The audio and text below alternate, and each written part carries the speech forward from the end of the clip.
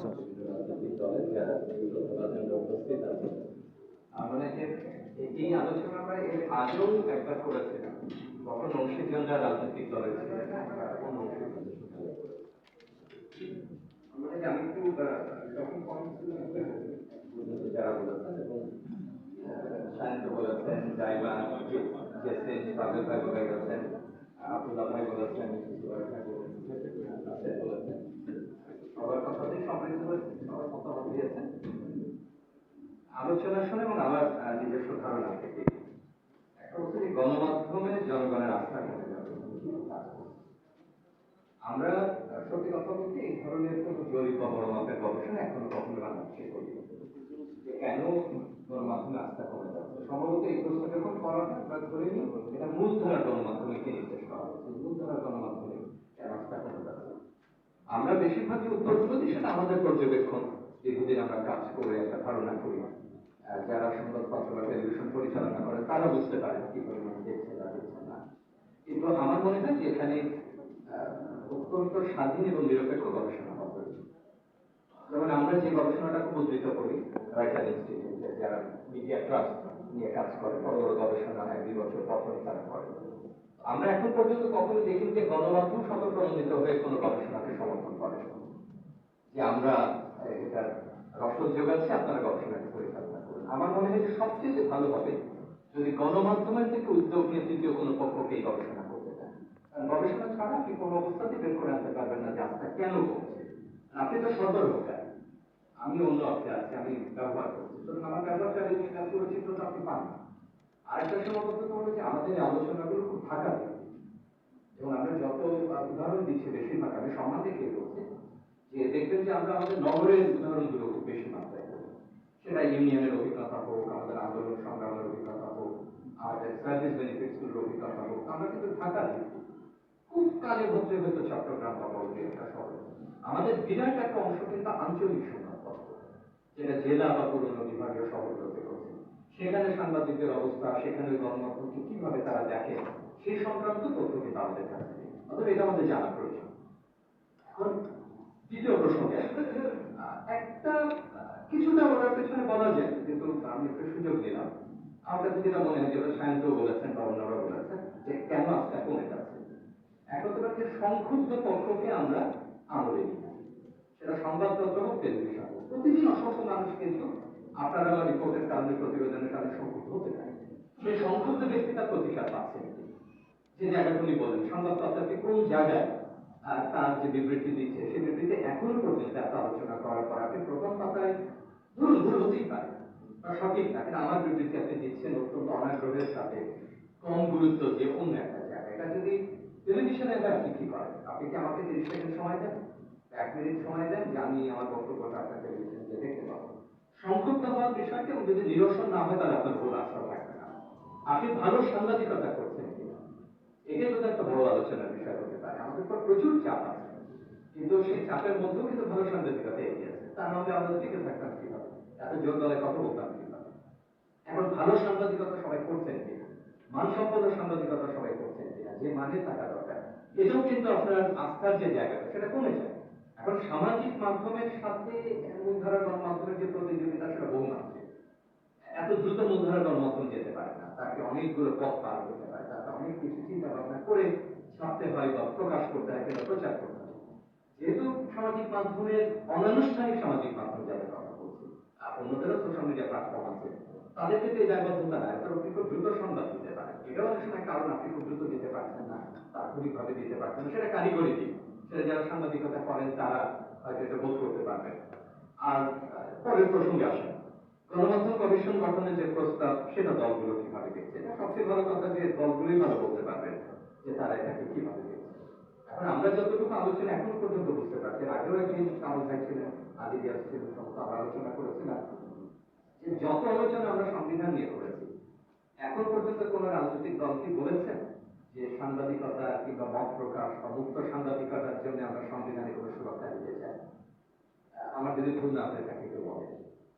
অন্যভাবে বলছি, এই যে সংস্কারের বড় সুযোগটা আমরা নিচ্ছি, কেউ বলেছেন কিনা যে আমরা ইউএসএর ফার্স্ট অ্যামেন্ডমেন্টের মতো এরকম একটা সুরক্ষা দিতে চাই? আমি একটা উদাহরণ হিসেবে বলছি, অমুক জায়গার মতো, কিন্তু এমন একটা আমরা ভিত্তি তৈরি করতে চাই বা আমরা একটা ক্লজ রাখতে চাই যে কখনোই মুক্ত সাংবাদিকতা বা স্বাধীন সাংবাদিকতাকে হস্তক্ষেপ করা যাবে না, যেভাবে হোক রাজনীতিবিদরা আমাদের থেকে আরো ভালো করে জেনে যাবে। এই আলোচনাটা আমরা কোথাও কোথাও দেখি যে এতদিন ঐক্যমত্য কমিশনের আলোচনা করছে, সুতরাং বাস্তবায়ন করবেন কিনা এটা আমরা শুধু নিশ্চিত, কারণ যেহেতু এখানে আলোচনা বুঝছেন আবার অনিশ্চিত হতে চায় না, যেটা জুবাইর ভাই বললেন যে আমরা তো করবো। এখন আমরা তো সবার কাছ থেকে এইভাবে একদম কথা নিয়ে নিতে পারি না, এখানে যারা উপস্থিত আছেন সবাই তার দলের পক্ষে কথা বলার মতো অবস্থানে নাই।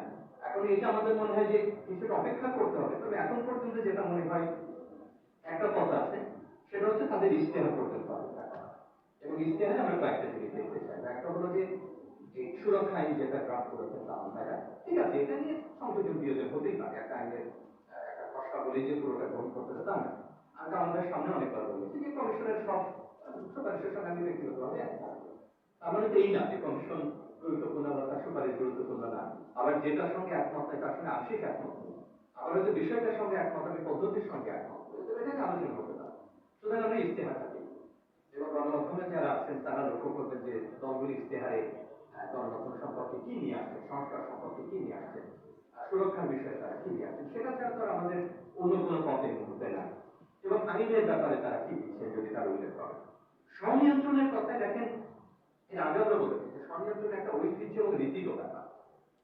যে সমস্ত গণতান্ত্রিক সমাজে স্বনিয়ন্ত্রণের ধারণা আসে, আমরা তো ইউনেস্কো থেকে আমরা একটা মডেল নিই বিভিন্ন জায়গা থেকে, আমাদের তো ওরকম কোনো পক্ষ নাই যে যার কাছ থেকে আমরা সরাসরি দিতে পারি। পৃথিবীর অনেক দেশ আছে, আমার ভাই দীর্ঘদিন বিলেতে নিয়েছেন, তাদের একাধিক সংগঠন ছিলেন, তারা কোড অফ কন্ডাক্ট তৈরি করেছেন। যুক্তরাষ্ট্রের একাধিক প্রতিষ্ঠান কোড অফ কন্ডাক্ট, তাদের একাধিক প্রেস ক্লাবও ছিল, তাদের কোনো অসুবিধা হয়।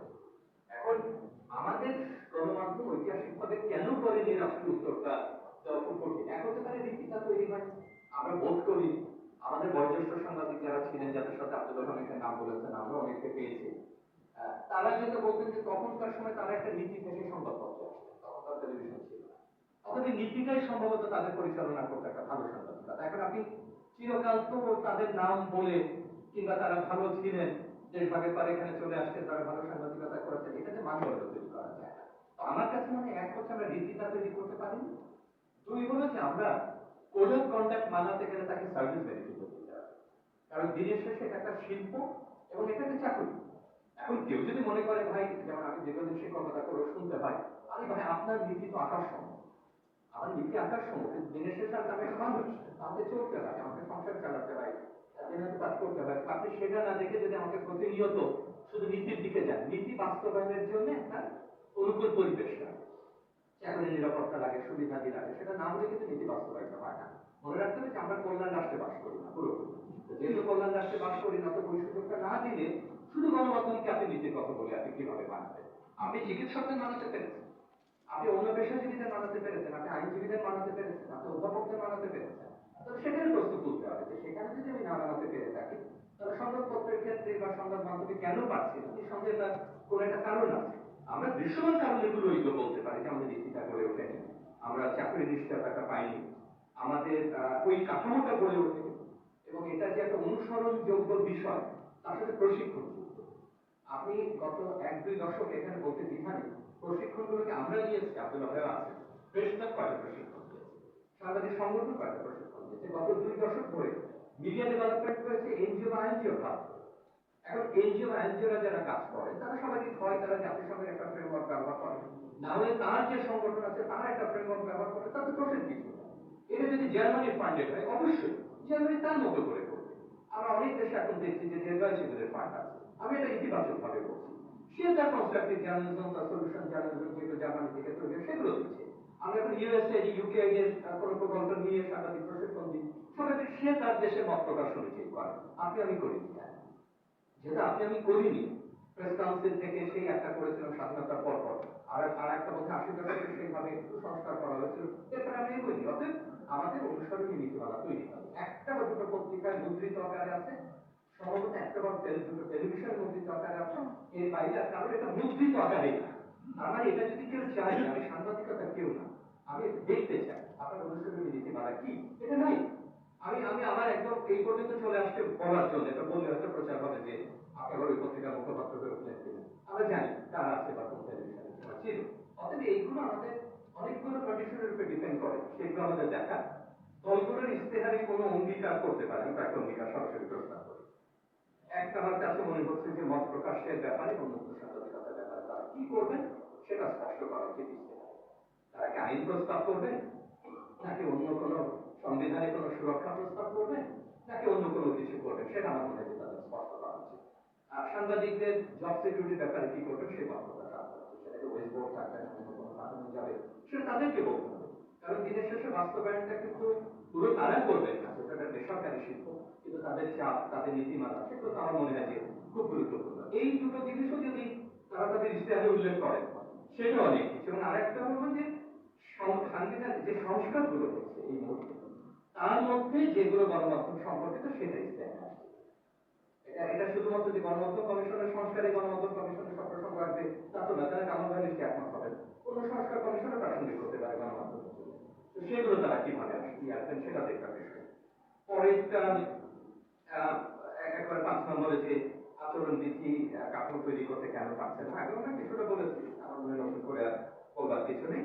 আর সবশেষে যে তিনটা, আমি এইভাবে তিনটা স্টেপ চিন্তা করছি যে স্বনিয়ন্ত্রণের জন্য আমরা কিভাবে করতে পারি। তার আগে আমি শেষ করবার আগে কথা বলি, আমি আগেও বলেছি, স্বনিয়ন্ত্রণের নামে আমরা সব দায়িত্ব যেন গণমাধ্যমের উপরে না।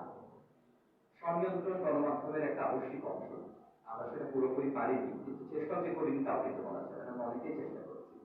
কিন্তু আমাদের যে দায়িত্ব, রাষ্ট্রের যে দায়িত্ব, আইনগত যে দায়িত্ব, বাণিজ্যের যে দায়িত্ব, বিনিয়োগকারীর যে দায়িত্ব, নাগরিক সমাজের দায়িত্ব, তারা কিন্তু আমাদের দায়িত্বকে এড়িয়ে গিয়ে শুধু স্বনিয়ন্ত্রণের কথা বললে গণমাধ্যম বিকশিত হবে না। যেটা এখানে বলা হচ্ছে নীতিগত এবং আইনি যে বিষয়টা, আমরা কেবল আপনাকে স্বনিয়ন্ত্রিত হতে বলবো আর আমি কোনো দায়িত্ব পালন করবো না, তাহলে কিন্তু স্বনিয়ন্ত্রণ ভেঙে পড়বে। এটা তখনই কাজ করে যখন দুই পক্ষ থেকে এটা হচ্ছে। তিনটা স্টেপ এইভাবে আমি চিন্তা করেছি, খুব স্পষ্ট বলি। একটা হলো যে আমাদের আভ্যন্তরীণ সেলফ রেগুলেশন মেকানিজম তৈরি করতে হবে। আমি ইংরেজিতে শব্দটা বললাম যে প্রত্যেক গণমাধ্যমের উচিত হবে যখন আমি ইশতেহার দেখবো, অন্যকে বলবো আপনার ইশতেহারে আছে কিনা, তার আগে আমরা একটা কাজ করাতে পারি যে আমার সেলফ রেগুলেশন মেকানিজমটা কি হবে। আমি এই মুহূর্তে যে একদম মুদ্রিত আকারে তৈরি করে ফেলতে পারবো তা না, অন্তত এক পৃষ্ঠাতে আমি বলতে পারবো যে এই কাঠামোটা আমার কার্যকর। আমার ধারণা অনেকেরই সেই সক্ষমতা আছে। অধিকাংশ সম্প্রচার মাধ্যম এবং আমাদের মুদ্রণ মাধ্যম যারা এখন একই সঙ্গে সোশ্যাল মিডিয়া প্ল্যাটফর্ম ব্যবহার করে, তারা চাইলে এটা করতে পারে। এটা প্রথম। তার সঙ্গে তাকে গ্রেডিয়েন্সের জায়গাটা বলতে হবে যে আপনার আভ্যন্তরীণ গ্রেডিয়েন্সের জায়গাটা, আপনার ক্ষোভ প্রকাশের বা আপনি যদি বঞ্চিত হন, সম্পৃক্ত হন, তাহলে এই জায়গাটা আভ্যন্তরীণ কোথায় এবং বাইরে কোথায়। আমাদের যদিও প্রেস কাউন্সিলের ব্যাপারে ক্রিটিক্যাল কমেন্টস দিয়েছেন, কিন্তু আমি এখনো প্রেস কাউন্সিলকে রাখার পক্ষে। সেখানে বাইরে হয়তো আমাদের পরে আলোচনা হতে পারে, বাকি এই ফর্মে না, কিন্তু এটাকে কোয়াসি জুডিশিয়াল বডি হিসাবে আরেকটু সক্ষমতা বাড়িয়ে তাকে আরো করে। কারণ আপনি যখন কমিশনের কথা বলছেন, মনে রাখতে হবে যে কমিশন বলতে আপনি কি, যেমন অর্থনৈতিক কথা যদি বলি, আপনি কি কেবল রেডিও, টেলিভিশন, কমিউনিটি মিডিয়া এবং ইন্টারনেটকে নিয়ে একটা কমিশন করবেন, নাকি সব মিলিয়ে একটা কমিশন করবেন, নাকি প্রেস কাউন্সিলের মতো কাউকে আপনি মুদ্রণ এবং অন্য একটা দায়িত্ব দিয়ে আলোচনা আমাদের করার প্রয়োজন হবে। আমরা খুব সহজে কমিশন বলছি, কিন্তু কমিশন কাদেরকে নিয়ে, কোন মাধ্যমের জন্য, তার ব্যাপ্তি বিভিন্ন বৃহৎ আলোচনা দরকার। যাই হোক, আমরা আরো একটু পুনরাবৃত্তি করি। আপনার সেলফ রেগুলেশন মেকানিজম, আভ্যন্তরীণ গ্রেডিয়েন্স এবং রাষ্ট্রপক্ষের দায়িত্ব হবে বহিস্থ গ্রেডিয়েন্সের জায়গাটা। তো এটা দুই হলো যে প্রোটেকশন অ্যাক্টের ব্যাপারটা, যেটা কামাল ভাইরা বলেছে, সেটা আমি আবারও বলছি, কারণ এটা খসড়া দিয়েছে, এটা নিয়ে আরো আমরা আলাপ করি। কিন্তু একটা আমার জানার একটা কথা খুব পছন্দ হচ্ছে, আমি বারবার বলছিলাম যে সাংবাদিক সুরক্ষা আইন, তার চাইতে বরং সাংবাদিকতা সুরক্ষা আইন শব্দটা আমার বেশি ভালো লেগেছে। যে সাংবাদিকতা বললেই তো সংবাদ, সংবাদ মাধ্যম এবং সাংবাদিক সবাই চলে আসে। আমি কথা বলছি, আমি পুরোটা আমি ভুল করতে পারি। সাংবাদিকতা সুরক্ষা, তাহলে তো খুবই ভালো, তাহলে খুবই ধন্যবাদ আমাদের ভাই, তাহলে তো খুবই ভালো আরো। আর সব শেষে হচ্ছে একদম শেষে যে প্রসঙ্গটা আমি বলবো, বাস্তব পদক্ষেপ, সাংবাদিককে নিরাপদ রাখতে হবে। তাকে আইনগতভাবে নিরাপদ রাখতে হবে, তাকে চাকরিগতভাবে নিরাপদ রাখতে হবে। এবং আমরা এই আলোচনার জন্য ভুলে না যাই যে আমরা যতজন এখানে উপস্থিত আছি তার চেয়ে অনেক বেশি সংখ্যক স্থানীয় সাংবাদিক। আমরা যেন ভুলে না যে আমরা যারা উপস্থিত আছি তার থেকে ঢের বেশি সংখ্যক নারী সাংবাদিক। আমরা সেলফ রেগুলেশন মেকানিজমের কথা বলছি, গ্রেডিয়েন্সের কথা বলছি, রাজনৈতিক দলগুলোর কাছ থেকে আমরা একটা প্রতিশ্রুতি চাচ্ছি সাংবাদিক সুরক্ষা আইন বা অন্য কোনো কিছু। কিন্তু মনে রাখতে হবে যে এই প্রোটেকশনের বড় যে জায়গাটা, তার চাকরি নিরাপত্তা এবং নারীর যে সুযোগগুলো রয়েছে, নারী সাংবাদিকতা, আপনারা ভালো করেই জানেন তার মাতৃত্বকালীন ছুটিও একটা স্থানীয় গণমাধ্যম তাকে দেয় কিনা। আমরা আজকে হয়তো অনলাইন প্ল্যাটফর্মগুলো নিয়ে আরো আলোচনা করি আমরা, সেটা আরেকটা আলোচনা দাবি রাখে। এই আমার কাছে মনে হয়েছে যে তিন দফা থেকে ডক্টর শামীম রেজা উত্তরটা না বলতে পারলে সবচেয়ে ভালো হয়, কেননা খুব সংক্ষেপে মানে আমি রাখতে চাই সেটা হচ্ছে যে